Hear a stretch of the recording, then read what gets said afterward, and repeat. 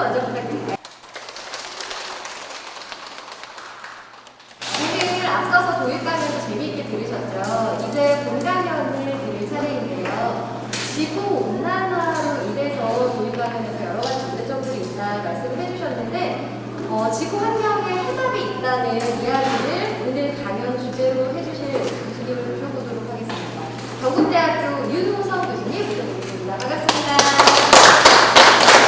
반갑습니다. 이런 자리 먼저 불러주셔가지고 그 여성과학기술인협회 너무 감사드리고요.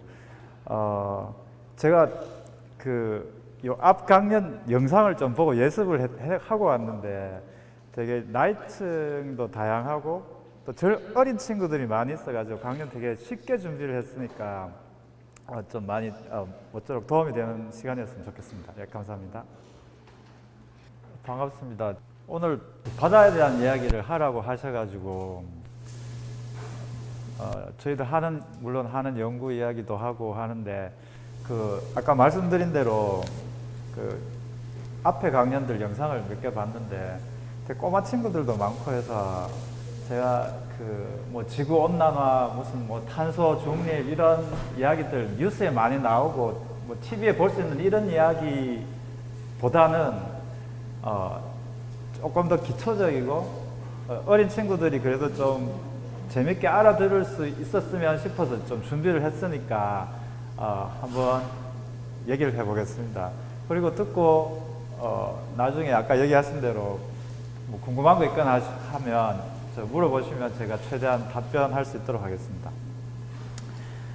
일단 제목은 지구를 살리는 길은 바다에 있다. 이 바다에 대한 얘기인데 오늘 수요일이고 물 숫자로 쓰더라고요. 수요일이고 해서 우리가 하는 일 이야기할 텐데 일단 제가 말씀을 드리고자 하는 거는 첫 번째 바다 이야기를 하러 와가지고 탄소 이야기부터 먼저 하겠습니다.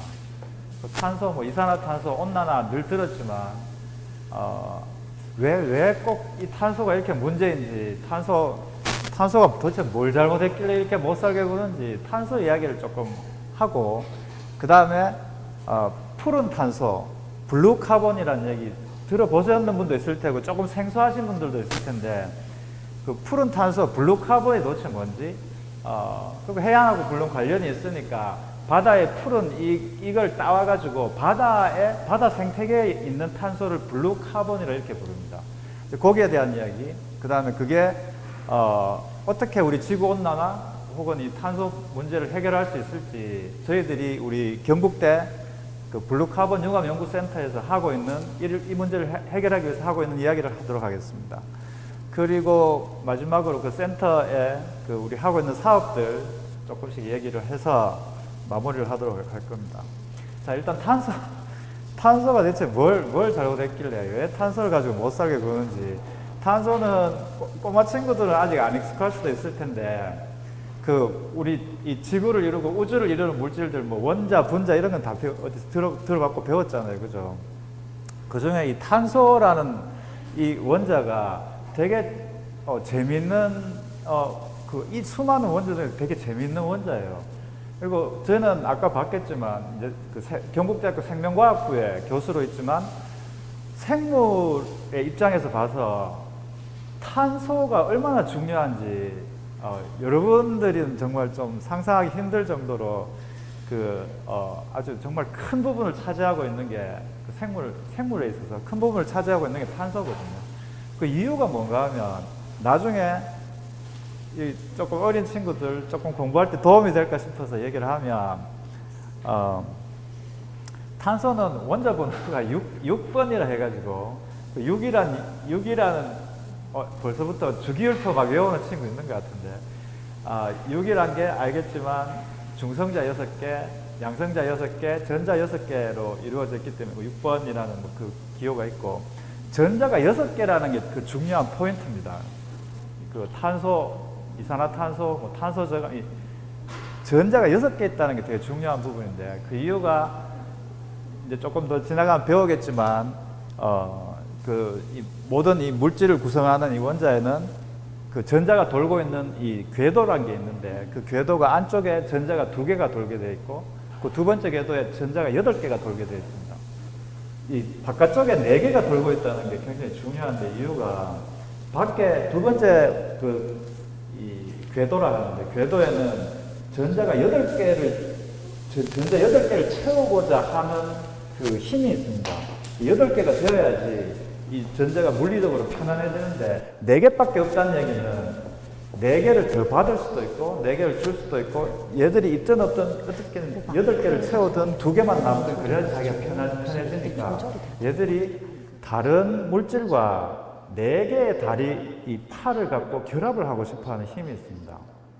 이게 지금 우리 지구상의 생물체가 살고 있는 이유 중에 이게 어떻게 보면 가장 큰 이유일 수도 있습니다.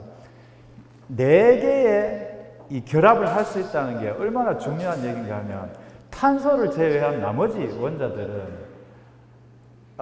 이 4개의 다른 결합을 할 수 있는 경우가 잘 없습니다. 이게 심플하면서도 4개씩 다른 원자 혹은 다른 결합을 할 수 있는 물질이 잘 없습니다. 그 4개가 중요한 이유가 우리 어린 친구들 이렇게 플라스틱 공에 구멍이 이렇게 뚫려 있고 짝대기 이렇게 끼워가지고 다른 거하고 결합시켜서 이렇게 만드는 장난감 갖고 놀아본 적 있을 수도 있겠는데 상상해 보시면 동그란 이 플라스틱 공에 구멍이 꽁꽁 뚫려 있어가지고 막대기를 끼워서 딴 거 이렇게 결합을 해서 뭔가 물체를 만들려면 구멍이 1개 있을 때 만들 수 있는 그 모양과 2개 있을 때 만들 수 있는 모양과 최대가 4개까지 가능하니까 4개가 있으면 여러 가지 다양한 모양의 점점 늘어가면은 기하급수적으로 아주 복잡한 물체를 만들 수가 있다는 겁니다. 그래서 이게 있었기 때문에 생물 이렇게 복잡하고 생각도 할 수 있고 움직이고 살 수도 있는 이런 생물들도 살 수 있는 물질이 구성이 가능하고 탄소가 없었다면 이 생물이 아까 얘기 드린 대로 이런 이 복잡한 일을 하면서 살아갈 수가 없었을 겁니다. 이 탄소는 그래서 우리 몸 안에 각종 촉매 역할을 하는 효소, 우리 단백질, DNA 이런 데 가장 중요한 부분에 이 탄소들이 다 들어가 있습니다. 자, 왜 탄소 얘기를 이렇게 오래 하느냐 하면 이 탄소가 많은 물질을 만들 수 있고 생체 내 혹은 밖에 많은 여러 가지 구성을 할 수가 있지만 오늘은 조금 심플하게 간단하게 이 탄소의 환원된 형태와 산화된 형태 이렇게 2가지만 얘기하도록 하겠습니다. 복잡한 생체 얘기보다. 근데 결국 이게 다 관련이 되겠지만 이 탄소는 이 지구상에 존재를 할 때, 우주에 존재를 할 때 환원된 형태, 수소와 결합한 형태가 있고 산화된 형태, 산소하고 결합한 형태가 있다라고 크게 볼 수가 있겠습니다. 산소하고 결합해 있을 경우는 이제 산화가 되었다고 하죠. 산화. 황하고 결합해 있으면 황화, 인산하고 결합해 있으면 인산화 하듯이 산소하고 결합해 있으니까 산소 2개하고 결합해 있어서 이산화탄소라고 하는 게 탄소가 가장 산화가 된 상태입니다. 산화가 되어 있다는 게 무슨 말인가 하면 산소라는 또 이 원자는 전기 음성도라 하죠. 뭔가 힘을 뺏어올 수 있는 힘이 굉장히 크기 때문에 전자라든지 이런 에너지를 뺏어올 수 있는 힘이 크기 때문에 산화가 되었단 말은 에너지를 다 뺏기고 가장 에너지가 낮은 상태의 탄소가 이산화탄소입니다. 반면에 환원된 탄소, 수소하고 결합해 있으면 에너지가 많고 환원이 되었다. 젊고 여러 가지 일을 할 수 있는 이런 형태의 탄소가 되겠습니다. 그러니까 산화가 되었다. 우리 녹쓰는 거 산화된다고 하지 않습니까? 산화가 되었다. 녹슬고 힘이 없고 전자를 잃어버리고 제일 별로 일을 할 수 없는 상태가 이산화탄소이고 말씀드린 대로 이 수소하고 붙어 있으면 환원이 되고 젊고 에너지가 많은 상태입니다. 근데 이 화살표를 제가 중간에 이렇게 기울어지게 그려놨는데 에너지의 준위를 뜻하는 겁니다. 그러니까 에너지가 많다가 에너지가 적어지는 쪽으로 이렇게 기울어지는 쪽으로 가기는 굉장히 쉽습니다. 물이 아래로 흐르듯이 구슬을 놓으면 아래쪽으로 가듯이 에너지가 높은 데서 낮은 쪽으로 가는 것은 우주에서 자연스러운 반응입니다. 단지 이 기울기만큼 에너지가 내려오면서 그 에너지가 바깥쪽으로 빠져나가게 됩니다. 발산이 되게 되고, 반대로 탄소가 환원이 되려면 에너지를 얻어야 됩니다. 자, 근데 이 이산화탄소 에너지가 없는 상태이고 수소하고 붙어 있으면 에너지가 있다고 했는데, 이렇게 상상해 보시면 혹은 어디선가 들은 적이 있을 텐데, 이렇게 보면 금방 눈에 들어올 수도 있을 겁니다. 자, 우리가 아는 메탄올, 뭐 에탄, 뭐 에틸알코올, 에탄올이죠. 프로판, 부탄, 뭔가 다 어디서 들어봤죠? 이렇게 생겼습니다. 탄소가 환원이 되어 있는 상태입니다. 수소하고 결합해 있습니다. 우리 삼겹살 구워 먹을 때 부탄가스 하면 키면 열도 나고 빛도 나고 에너지가 나오잖아요. 그 에너지가 이 안에 다 들어있는 환원된 상태에 들어있다는 겁니다. 그 다음에 우리 아는 그 지질 제일 밑에 이런 그 탄소가 숫자가 지금 다 다릅니다. 수소하고 붙어 있지만 아래쪽으로 갈수록 탄소 수소가 많은 탄소 숫자가 많은데, 제일 아래 가면은 우리가 아는 지질, 기름, 휘발유, 디젤, 석유 다 이거 이렇게 탄소가 수소하고 많이 결합해 있는 상태입니다. 휘발유 떼가지고 자동차가 움직이고 뭐 발전도 하고 기계가 돌아가는 거는 이 안에 들어있는 에너지를 뽑아서 쓰는 겁니다. 그러면 에너지가 대체 어디 들어있는가? 에너지, 제가 스프링으로 잘 표현을 하는데, 뭐 어딘가 이 부탄가스 키면은 삼겹살 굽는 열 에너지가 어디선가 나오잖아요. 에너지가 어디서 나오냐면 탄소하고 수소 사이에 이 짝대기로 표시했지만 저는 보통 스프링 얘기 잘 하는데, 스프링을 꽉 압축해 놓은 상태로 에너지가 저장이 되어 있다. 화학적 에너지로 저장이 되어 있다. 이렇게 표현을 합니다. 혹시 그 꼬마 친구들 요새는 이런 장난감이 있는지 모르겠는데, 여기 이런 장난감 본 적 있는지 모르겠는데, 옛날에 저희 때는 저런 거 갖고 놀았었거든요. 좀 어떤 장난감일 것 같아요.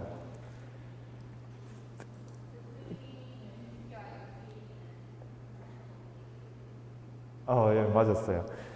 개구리 요 밑에 스프링 조금 보이잖아요. 이거를 손으로 내가 이렇게 눌러서 꽉 압축을 해서 딱 넣으면 이게 띡띡띡띡 소리다가 나다가 여기 어느 정도 이렇게 이게 느슨해지면서 스프링이 팡 풀리면서 개구리가 폴짝 뛰어요. 다시 말하면 스프링을 해놓으면 얘가 이게 통 튈 수 있는 운동 에너지의 힘을 압축하고 있다는 뜻이죠. 그죠? 그렇듯이 여기 탄소하고 수소 사이에 뭔가 에너지가 꽉 압축이 되어 있어가지고 때가 되면 밖으로 튀어나올 수 있다. 환원된 탄소들은 산소를 만나면, 대기 중에 산소를 만나면 뭔가 촉발해 주는 게 있으면, 예를 들면 기름, 성냥불 그어서 붙여주면 그때부터는 자기 혼자 활활 타지 않습니까? 그게 산소하고 만나면서 그 에너지가 빠져나오고 열에너지, 빛에너지로 나오고, 자기는 뭘로 바뀌느냐? 산소하고 만났으니까 산화가 돼서 이산화탄소가 되는 겁니다. 그죠? 제가 이 얘기를 여기 없던 걸 제가 갑자기 끼워 넣었는데, 그래도 뭐 맨날 탄소 중립 뭐 이런 무거운 얘기 하는 것보다 혹시 조금이라도 도움이 이게 큰 그림을 파악하는데 도움이 될까 싶어서 이걸 끼워 넣는 건데, 자, 다시 얘기하면 기름, 석탄, 석유 많이 있습니다. 불 붙여서 에너지를 뽑아내고 이산화탄소가 발생하는 건 굉장히 쉬운 일입니다. 불 꺼주면 기름 활활 타서 그 에너지를 가지고 우리가 차도 움직이고 공장도 돌리고 전기도 만들 수 있습니다. 화력발전소에서.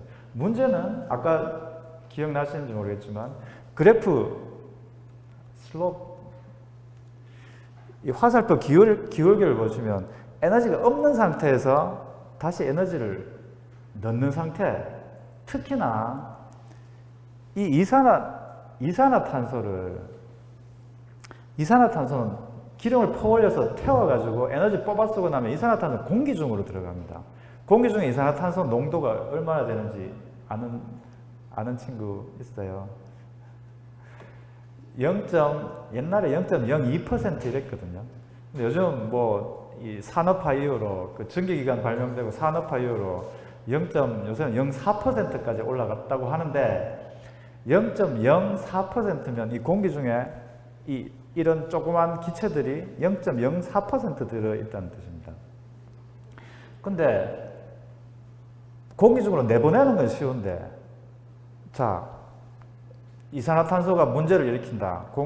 산업혁명 이후로 석유 떼고 잘 안에 숨어있는 그 기름 뽑아 올려가지고 떼고 자동차 쓰고 나서 이 공기 중으로 나간 이산화탄소가 지구 온난화를 일으키고 뭐 열 복사를 막아서 지구가 점점 뜨거워지고 그 에너지 때문에 이상 기후가 나타나고 북극에 얼음이 녹고 얘기를 하는데, 그래서 얘를 줄이자, 이산화탄소를 쓰지 말자, 안 쓰고 살기는 굉장히 힘듭니다. 신재생 에너지 있긴 하지만 그 현재 전체적인 그 산업 구조상 이산화탄소 줄이기가 굉장히 힘듭니다.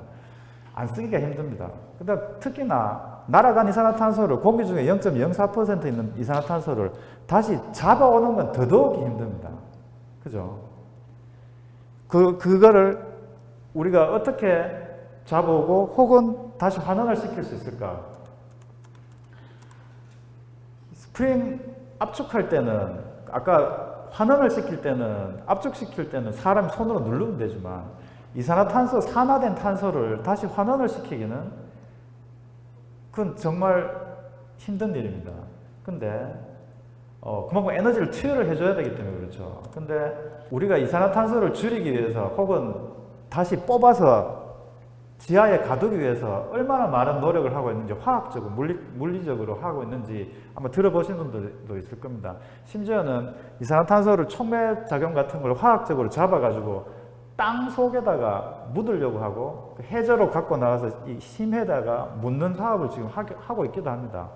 근데 이산화탄소 붙잡아가지고 그 바다에 끌고 가서 심에다가 묻는데 그 가는 배에서 나오는 이산화탄소량이 더 많다고 하던가 뭐 하여튼 그런 얘기가 있을 정도로 쉬운 일이 아닙니다. 이산화탄소 잡는 것도 힘들고 잡아서 가두는 것도 힘들고, 가둬가지고 왜 그대로 있느냐, 또 뭐 새 나가고 하는 그 문제도 힘들고 한데, 여기까지 여기서 제가 오래 얘기했는데, 자, 어느 정도 예측하시겠지만 이미 지구상에는 힘 안 들이고 우리는 아무것도 안 해도, 가만히 있어도 공기 중에 쬐끔 있는 이산화탄소를 잡아가지고 가두는 그런 생명체들이 이미 존재를 하고 있습니다.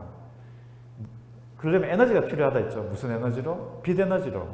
태양에서 무상으로 공급되는 공짜 에너지를 가지고 이산화탄소, 공기 중에 0.04% 있는 이산화탄소 그 기체 분자를 잡아가지고 가둬가지고 수십 년, 수백 년 동안 저장 혹은 우리가 격리시킨다고 표현하는데, 격리를 하는 생명체가 이미 지구상에 존재를 하고 있고, 우리가 너무나 잘 알고 있는 이 식물이 하는 광합성이 바로 그것이지 않습니까? 그죠?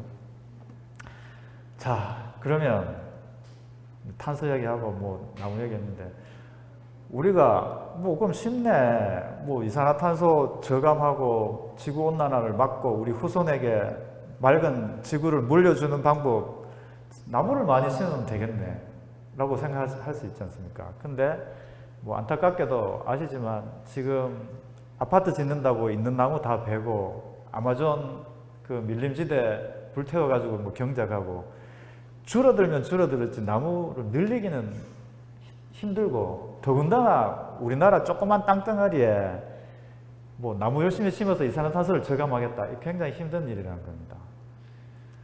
그래서 지금 전 세계가, 혹은 우리나라에서 특히 눈을 돌리고 있는 데가, 자, 이산화탄소 줄이기 위해서 화학적으로, 물리적으로 해도 힘들다, 돈 많이 든다, 뭐 별 효과도 없다, 나무 심자, 힘드니까 바다로 눈을 돌린다는 겁니다.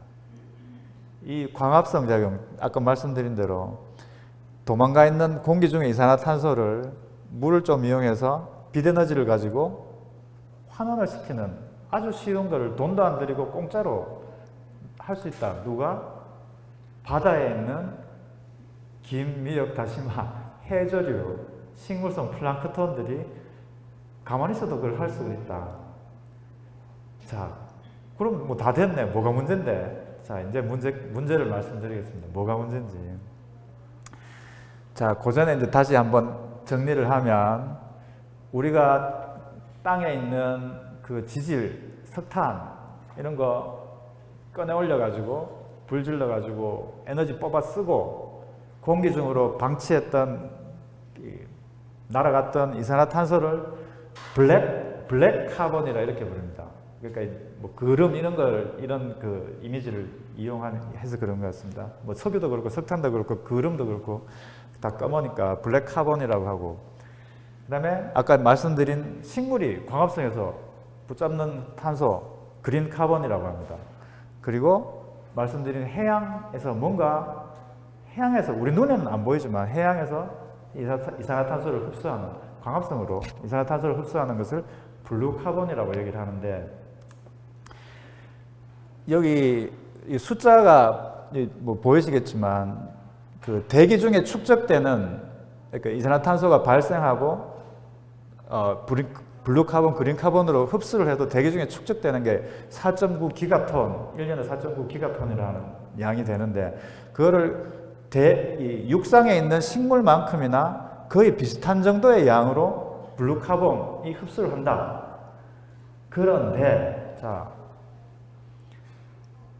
지금 우리가 블루 카본이라고 하는 것은 아주 한정적인 그 의미의 그 생물들이 하는 것을 블루 카본이라고 부르는데, 지금 우리나라가 해야 될 일은 뉴 블루 카본이라고 제가 표현을 했는데, 아직 이게 블루 카본이다 라고 인정을 못 받고 있는 부분을 우리가 인증을 받고자 노력을 하는 겁니다. 자, 그게 무슨 의미가 있냐면, 지금 우리나라가 그 이산화탄소 발생량이 세계 7위로 되어 있을 겁니다. 7위. 이 조그만 나라에서, 물론 중국, 미국이 1, 2위고, 우리나라 조그만데 전 세계에서 이산화탄소 발생시키는 그 산업 구조를 갖고 있는 게 세계 7위라고 그 랭크가 되어 있습니다. 근데 우리나라 산업 구조상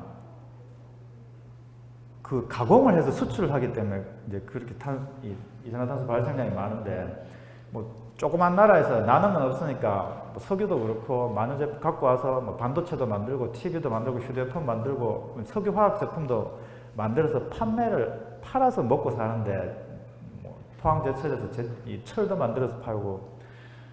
문제는 옛날에는 분위기가, 세계적인 분위기가, 우리가 휴대폰 만들어서 예를 들어 10,000원에 팔고, 뭐 포항제철에서 철 만들어서 10만 원에 팔면, 옛날에는 그랬습니다. 야, 우리나라에서 뭘 제품을 만들 때 지구온난화를 막기 위해서, 후손들에게 맑은 지구를 물려주기 위해서 이산화탄소를 감축하려고 여러 가지 예를 써서 휴대폰을 15,000원 주고 만들 수 있는데, 너희는 그런 거 신경도 안 쓰고 이산화탄소 발생시키면서 휴대폰 10,000원으로 싸게 만들어서 팔면 우리는 손해다. 너 그러지 마라. 너희도 이산화탄소를 줄이는데 애를 써라. 왜냐하면 너가 날려보낸 이산화탄소가 너 나라에만 있는 게 아니고 국경이 없죠. 이산화탄소가 전 지구가 지금 다 문제가 되니까. 그러니까 우리 너무 손해보는 것 같다. 너희도 좀 이산화탄소 감축하려고 노력을 해라 라고 여태까지 권유 정도였다고 볼 수 있겠습니다. 전 세계적인 그 상황들이. 이제는 그걸로 안 된다는 거죠. 감축합시다. 뭐 지구를 살립시다. 요새는 그걸로 안 되니까 탄소 국경세라는 걸 물립니다. 그러니까 옛날에 그냥 우리는 15,000원 주고 만들고, 유럽에서는 15,000원 주고 만들고, 우리나라에서 10,000원 주고 만들어서 막 팔면 수출 잘 됐는데, 또 그래서 안 된다는 거죠. 요새는 탄소 이만큼 발생시킨 만큼 그걸 돈으로 내라, 너희는. 그러면 수입할 때 우리는 돈을 물리겠다. 그럼 뭐 13,000원을 물리면 그만큼 우리나라 경쟁력 떨어지고 수출로 먹고 사는 나라가 힘들어지는 거죠. 근데 그러려면 13,000원에서 12,000원으로라도 줄이려면 우리가 이만큼 우리나라 안에서 이산화탄소를 줄이는 노력을 했다. 자, 이만큼 우리는 옛날에 10,000톤 발생시키던 거 요새는 5,000톤밖에 발생 안 시키니까 12,000원으로 깎아줘. 요새는 그런 식으로 흘러가고 있다는 겁니다, 세계가. 근데 그러려면 자, 우리나라에는 태양열 발전을 얼마를 하고 있고 뭐 풍력 발전을 얼마를 하니까 15,000원 받지 말고 13,000원 해줘, 12,000원 해줘 했는데 거기에 우린 식물에서 이만큼 흡수하는 양이 있으니까 11,000원 해줘. 우린 바다에서도 이만큼 흡수해. 삼면이 바다인 우리나라에서 바다에서 이만큼 흡수하니까 우리 10,000원 해줘 하려고 하면 그냥 우리는 바다에서 이만큼 흡수하니까 1,000원 깎아주세요가 안 되고 국제적인 인증을 받아야 됩니다. 우리는 블루카본으로 탄소를 흡수하니까 탄소 국경선을 낮춰줘. 탄소 배출권 우리가 권리가 있어 라고 주장을 하려면 흡수했다는 게 인증을 받아야 됩니다. 식물은 탄소 흡수원으로 인증을 받고 있습니다. 그 다음에 블루카본 중에서 여기 있는 세 가지는 너희 맹그로브 숲이 몇만 평 있으니까 그건 탄소 얼마 흡수하니까 이만큼 깎아줄게. 염습지 여러분들 해수욕장 놀러 가면 그 모래사장 그 짠물 있는데 옆에 크는 식물들이 있습니다. 그 염에 대한 내성이 있는 식물들인데 염습지 이것도 인정을 해준다. 그것도 해양 생태계로 보기 때문에. 그 다음에 해초류라 해가지고 바닷가에 자라는 그 수중 해양 식물이라 표현하기도 하고 그 똑같은 그 기원인데 물 속에서 자라는 해초류들이 있습니다. 요까지는 탄소 흡수원으로 인정을 해줍니다. 국제기구에서. 그래서 우리가 이 정도 양의 이런 블루카본 자원이 동해, 서해, 남해 있으니까 탄소세를 깎아줘 라고 주장을 할 수가 있는데 문제는 현재 그게 인정받을 수 있는 게 별로 없다는 겁니다. 우리나라 그래서는. 맹그로브 하나도 없습니다. 그 다음에 염습지 그렇게 많지 않습니다. 또 해초류도 서해, 남해는 그 갯벌이 많고 물이 탁해서 별로 없고 동해에 그나마 조금 있지만 이 양도 제대로 파악되지 않고 있던 해초류도 지금 죽어가는 상황이라서 우리가 이 많은 자원을 놓고 이 돈을 좀 깎아달라 우리 배출권을 주장할 수 있는 게 그렇게 많지가 않다는 겁니다. 그래서 아까 말씀드린 뉴 블루카본이라는 거를 우리가 많이 갖고 있는 자원을 국제기구로부터 이것도 탄소 흡수원으로 인정을 받으면 우리나라 먹고 사는데 수출하는데 굉장히 많은 도움이 되고 우리나라가 살아갈 수 있기 때문에 지금 국가적으로 뭐 과학자들도 기업들도 굉장히 신경을 쓰고 있습니다. 바다 쪽으로 관심을 갖고 어떻게든 해보려고 노력을 하고 있다는 겁니다. 자, 뉴 블루카본이 뭔지 뭐 블루카본도 생소하실 수 있는데 이제 뉴 블루카본이 뭔지 말씀을 드리면 우리가 아는 지금 말씀드린 해초류라고 말씀드렸는데 이거는 바다에서 나는 풀 같은 그 식물들이고 긴 미역, 다시마 이런 것들은 해초가 아니고 해조류라고 합니다. 조류.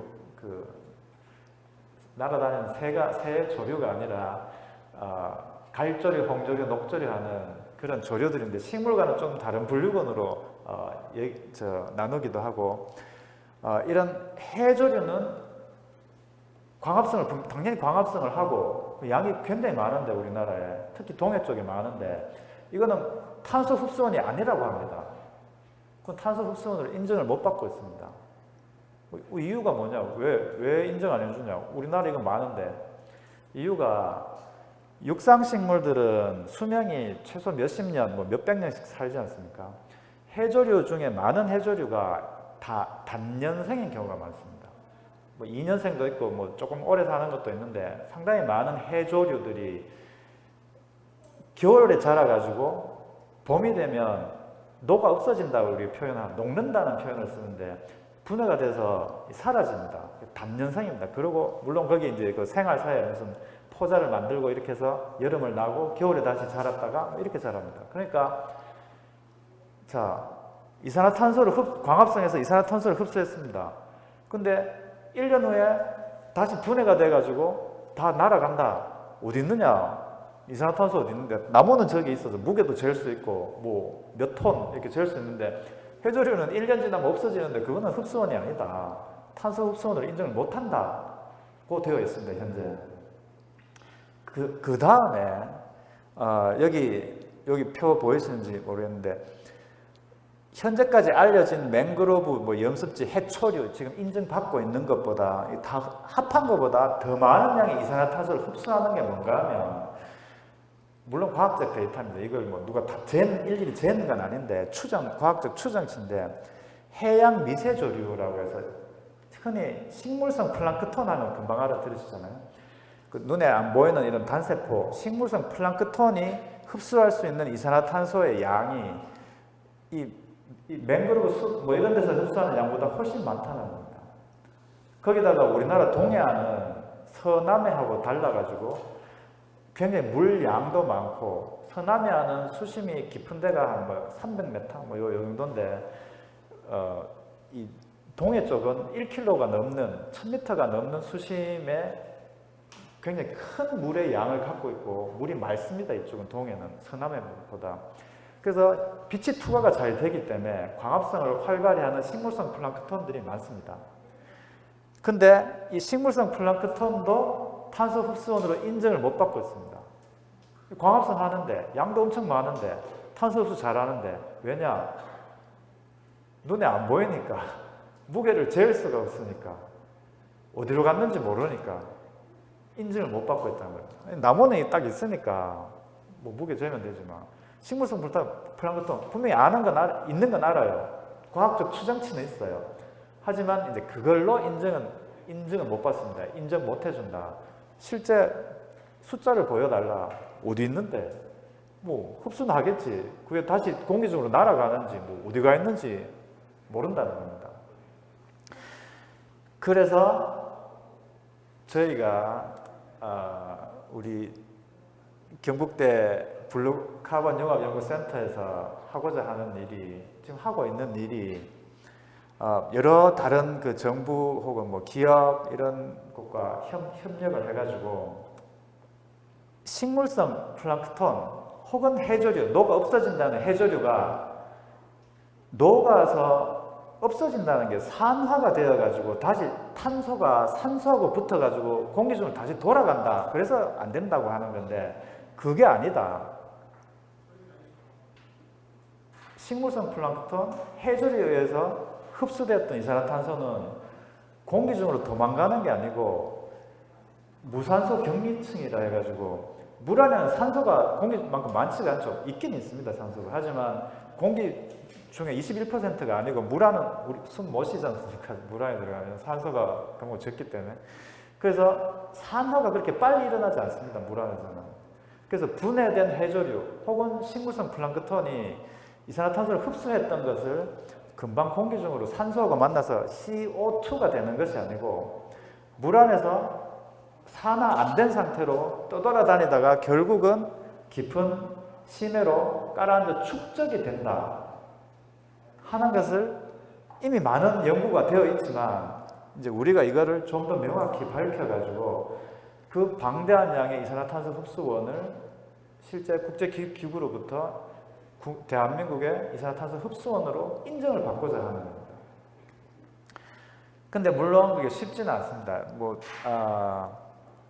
지금 여기 도표에서 보시면 이제 그 해조류 혹은 식물성 플랑크톤의 탄소 장기 저장 원리라고 했는데 육상에 있는 것들은 눈에 보이고 뭐 무게도 잴 수 있지만 바다는 사실 바다 안에 뭐가 있는지 당장 눈에 보이는 게 잘 보이는 게 아니니까 이걸 조사를 해가지고 이걸 추적해서 여기 잡혀온 탄소들이 심해까지 들어가서 얼마만큼 양이 축적된다 하는 걸 밝히는 게 쉽지가 않습니다.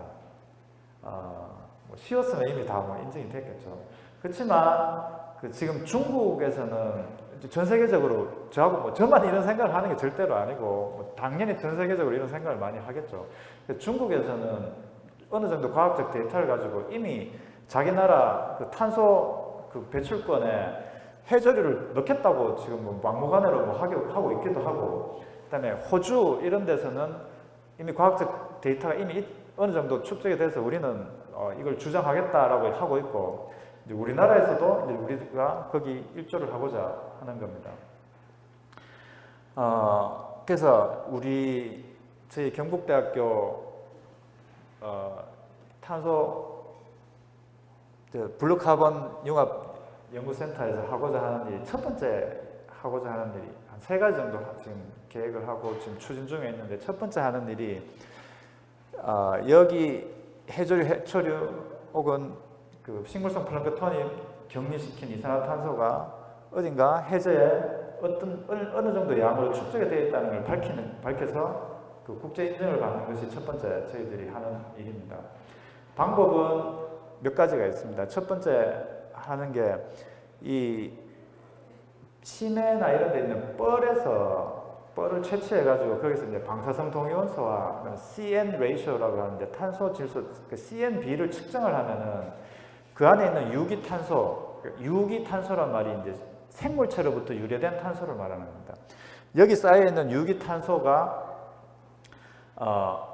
육상 기원인지 당연히 육상의 식물들이 뭐 이게 나무 뭐 강에 떠내려가서 바다로 가서 깔아앉을 수도 있는 거니까 육상 기원인지 해조류 기원인지 식물성 플랑크톤 기원인지를 밝힐 수가 있습니다.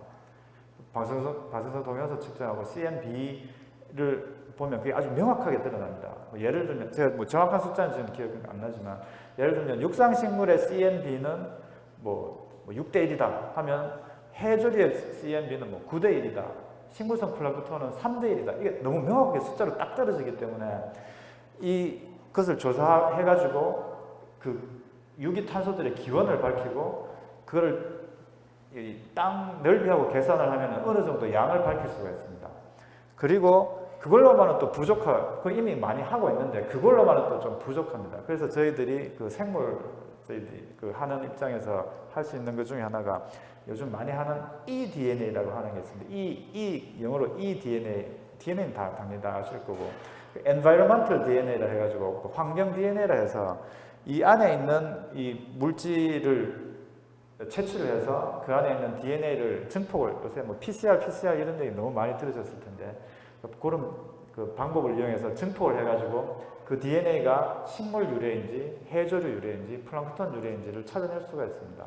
그 몇 가지 방법을 잘 융합을 시켜가지고 우리가 어느 정도 그 추정치를 마련을 해서 그 과학적 데이터를 좀 더 쌓고 해서 국제기구에 우리 동해안에 이 정도 양의 이산화탄소 감축원이 존재를 한다 하고 인정을 받고자 지금 노력을 하고 있습니다. 그게 첫 번째 저희들이 하는 일이고 두 번째가 조금 더 쉬운 방법입니다. 육상 식물에 비해서 지금 해조류 식물성 플랑크톤이 그 인증을 못 받고 탄소 흡수원으로 인증을 못 받고 있는 이유가 눈에 안 보인다는 게 많이 크거든요. 뭐 있긴 있겠지 어디 있는데 보통 이렇게 가면 뭐 보여줄 방법이 없습니다. 그래서 저희들이 두 번째 시도하고 있는 것이 해조류나 식물성 플랑크톤을 수확한다고 얘기하는데 걷어들인 다음에 그걸로 눈에 보이는 바이오 플라스틱을 만드는 겁니다. 그러니까 이거는 이제 두 가지 면에서 굉장히 유리한 점을 갖고 있는데 첫 번째가 이산화탄소 흡수원으로 인정을 받을 수 있다는 것과 두 번째가 요즘 그 해양 플라스틱 오염이 굉장히 심하지 않습니까? 뭐 바닷가 가보신 분들은 그 바닷가에 그 플라스틱 쓰레기 많이 볼 수 있고 무슨 뭐 거대한 섬이 있다 뭐 심지어는 남극 북극에 가도 그 쓰레기들이 보일 정도 플라스틱이 보일 정도로 많은데 그 해조류나 식물성 플랑크톤으로 만든 바이오 플라스틱들은 생분해가 가능한 것들이기 때문에 그게 뭐 50년 100년 후에는 자연스럽게 분해가 일어납니다. 그러니까 당장 이산화탄소를 흡수를 하고 그다음 그걸 뭐 다음 달에 분해가 되면 흡수원으로 인정을 받을 수가 없습니다. 탄소 흡수원으로 인정을 받으려면 그 정해진 기간이 있습니다. 얼마 이상 탄소를 격리하고 붙잡을 수 있어야 된다는 게 정해져 있기 때문에 뭐 50년, 뭐 30년 이렇게 기간이 있기 때문에 그 기간 동안 있다가 사용을 하고 플라스틱 안 쓰이는 데가 없으니까 우리가 사용을 하고 그 후에 분해가 되면 진짜 일거양득이 될 수가 있을 겁니다. 그래서 저희들 해조류로 플라스틱 만드는 기술은 어느 정도 지금 그 확립이 되어 있어가지고 눈에 보이는 플라스틱을 몇백 톤 만들었다, 몇천 톤 만들었다 하면 그건 딱 그냥 있는 거니까 그 흡수한 만큼 인정을 충분히 받을 수 있다는 겁니다. 그래서 플러스 그 플라스틱 오염까지 줄일 수 있는 일을 하겠다는 겁니다. 그 다음에 저희들이 하는 일 중에 여기 저희 김미경 박사님도 계시지만 탄소를 흡수한 식물성 플랑크톤 혹은 미세조류라고 표현하는데 뭐 이런 혹은 해조류를 가지고 어차피 우리가 사용하는 그런 물질을 만드는 겁니다. 아마 이 전강연에서 또 얘기가 나와서 여기는 조금 제가 줄였는데 우리가 쓰는 뭐 화장품이든 혹은 뭐 그 색소 굉장히 비싼 색소들이 많습니다. 색소든 치료제든 이걸 흡수한 걸 그대로 사용을 하면은 인간에게 유용한 물질을 사용을 하면은 그만큼 또 여러 가지 이득이 있기 때문에 그렇게 미세조류 혹은 식물성 플랑크톤을 인간에게 유용한 물질로 전환을 시키는 일을 저희들이 하고 있습니다. 이렇게 세 가지 저희들 그 인증받는 일, 그다음에 바이오 플라스틱 만들거나 그다음에 그 유용 물질 만드는 거가 이제 주로 하는 세 가지 일이고, 그다음에 이제 마지막으로 저희들은 이제 대학 연구기관, 대학 그 교육기관이기 때문에 저희들이 이 블루 카본을 이용해서 이산화탄소를 흡수하고 지구 환경을 지키는 것을 어린 친구들 혹은 뭐 누가 됐건 와서 교육도 받고 체험도 하고 이제 그런 걸 해볼 수 있는 이런 교육 기능을 가지도록 지금 하고 있습니다.